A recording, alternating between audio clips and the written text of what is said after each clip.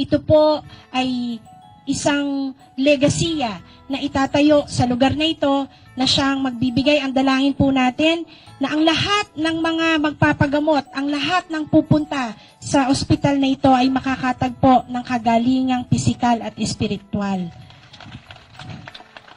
So sa inyo pong lahat, mga minamahal kong Bukawenyo, ang ospital pong ito ay para sa inyo.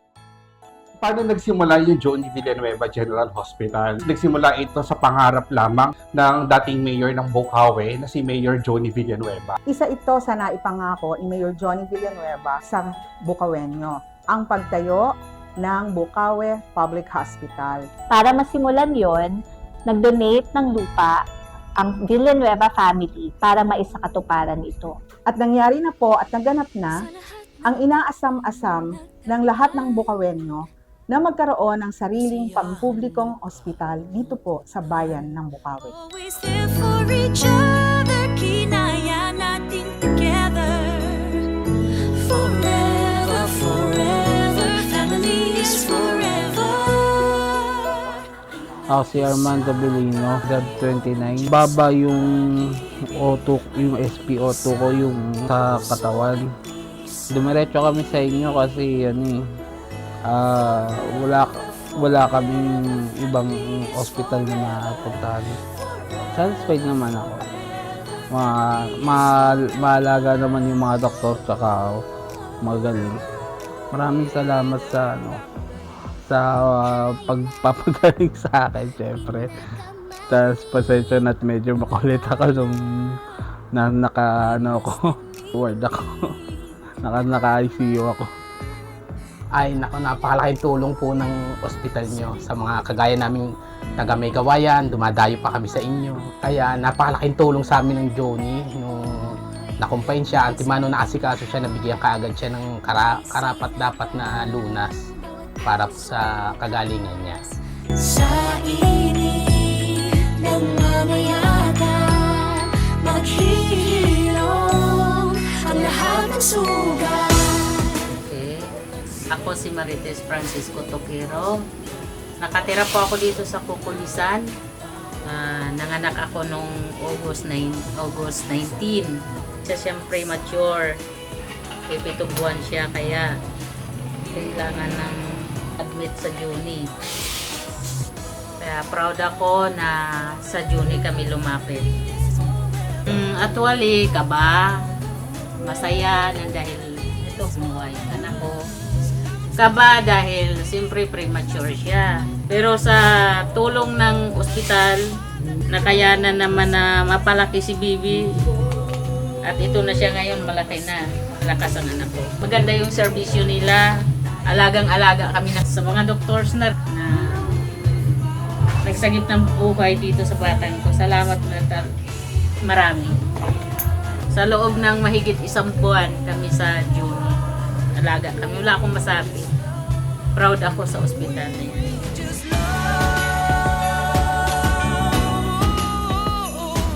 Ako po si Edna May Coquilla, nakatira sa Sitio Ipo, Bundukan, Bukawi, Bulacan. I'm 36 years old. At ito po ang unang baby ng Johnny Villanueva, si Johnny May Solis. Ay, hi! Una po kasi dapat po magpapacheck up lang po ako sa Johnny Villanueva. Hindi ko po akalain na manganganak na po ako noon. Kaya po sabi po ni doktor na hindi na daw po ako pwede lumabas dahil manganganak daw po ako. Ayun po, sa awa at sa tulong ng Diyos, nakaraos po ako at maganda naman po ang pamamalakad ng Johnny Villanueva. Wala naman po, maganda pa ang mga doktor, maayos po tumingin at mababait po sila ng lahat. Maganda po ang serbisyo ng Johnny Villanueva. Ang po, wala po akong binayaran, lahat po ay maayos po sa Johnny Villanueva kasi po, hindi dahil po sa kanila, hindi po ako makakaraot. At maraming salamat po. Sa lahat pang darating, ano pa man ang harapin, always there for each other, kinaya natin together. Forever, forever, family is forever. Pinag-isa tayo ng Diyos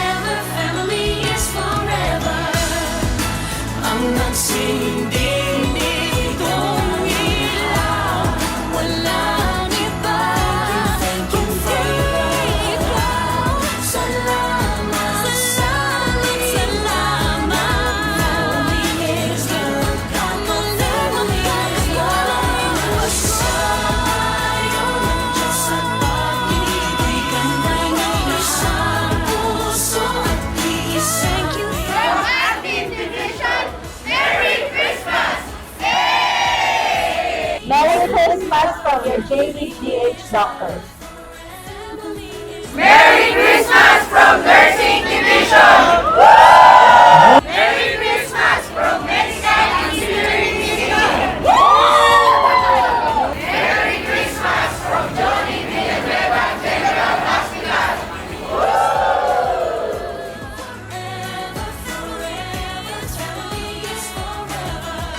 Forever, forever, family is forever.